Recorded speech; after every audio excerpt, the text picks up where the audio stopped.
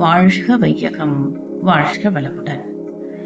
எல்லாம் வல்ல இறையாற்றலையும் நம்முடைய உறவிரான் வேதாத்ரி மகர்ஷி அவர்களையும் வணங்கிக் கொண்டு நாளொரு சிந்தனை என்ற தலைப்பிலே ஜனவரி 20 மனம், உயிர், தெய்வநிலை என்ற தலைப்பிலே சிந்தனை செய்யலாம்.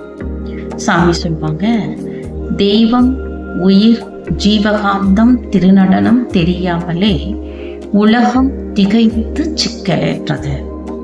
விஞ்ஞானம் என்பது புலன்களை கொண்டு ஆய்வு செய்து ஒரு கருத்திலே தெளிவு பெறுவது.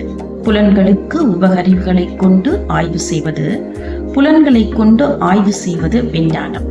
ஆனால் மெய்ஞானம் என்பது புலன்களை கடந்து 6வது அறிவை கொண்டு ஆய்வு செய்து அனுபவமாக ஒரு கருத்திலே தெளிவு பெறுவது மெய்ஞானம் ஆகும். இந்த உடலை பற்றிய ஒரு தெளிவான சிந்தனை இன்றைய உலகிலே மருத்துவத்திற்கு இருக்கிறது. உடல் என்பது எப்படிப்பட்டது, உடலினுடைய இயக்கம் எப்படி இருக்கிறது என்பதை பற்றி மருத்துவர்களுக்கு மட்டுமல்ல, ஒரு சராசரி மனிதனுக்கு கூட ஒரு தெளிவான விளக்கம் இருக்கத்தான் செய்கிறது. ஆனால் உயிரை பற்றியோ மனதை பற்றியோ தெய்வத்தை பற்றியோ இன்னமும் ஒரு முழுமையான விளக்கம் மனித குலத்திற்கு வந்து சேரவில்லை. மனதை உணர்ந்து மனதிற்கு மூலமான உயிரை உணர்ந்து உயிருக்கு மூலமான தெய்வத்தை உணர்ந்து அந்த தெய்வமே நானாக இருக்கிறது என்ற தெளிவு பெறுவது தான் மனித பிறவியினுடைய வாழ்க்கை நோக்கம். அதுதான் சாமி சொல்வாங்க, தெய்வத்தை நாடுவதும் தெளிந்தறிவில் தேறுவதும் திருநிலையாம் மனிதன் அவன் வாழ்வின் நோக்கமும் பயனுமாம் என்பார் மகரிஷி.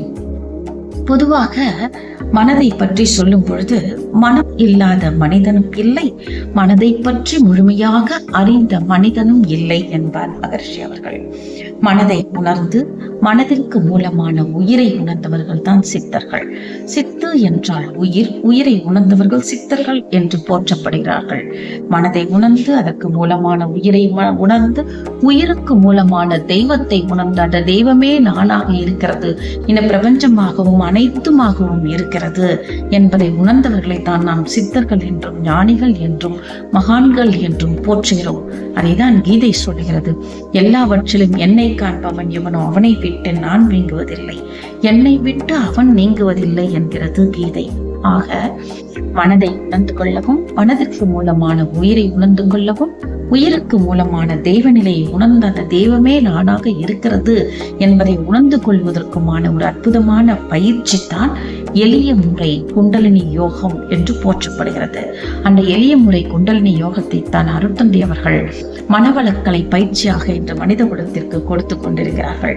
இது இன்றைய காலகட்டத்தில் மாணவ குலத்திற்கு கொண்டு போய் சேர்க்கப்பட்டால் இளைய சமுதாயம், மாணவ செல்வங்கள் அறிவிலே தெளிவு பெற்று உடல் ஆரோக்கியம் பெற்று மன ஆரோக்கியம் பெற்று இறை உணர்வு பெற்று அவர்கள் வாழ்க்கையிலே உயர்வு பெறுவதற்கும் இந்த சமுதாயம் மேம்படவும் மிக உதவியாக இருக்கும் என்கிறார் மகரிஷி. ஆக இத்துடன் இந்த சிந்தனை நிறைவு செய்து கொள்வோம். வாழ்க வளமுடன்.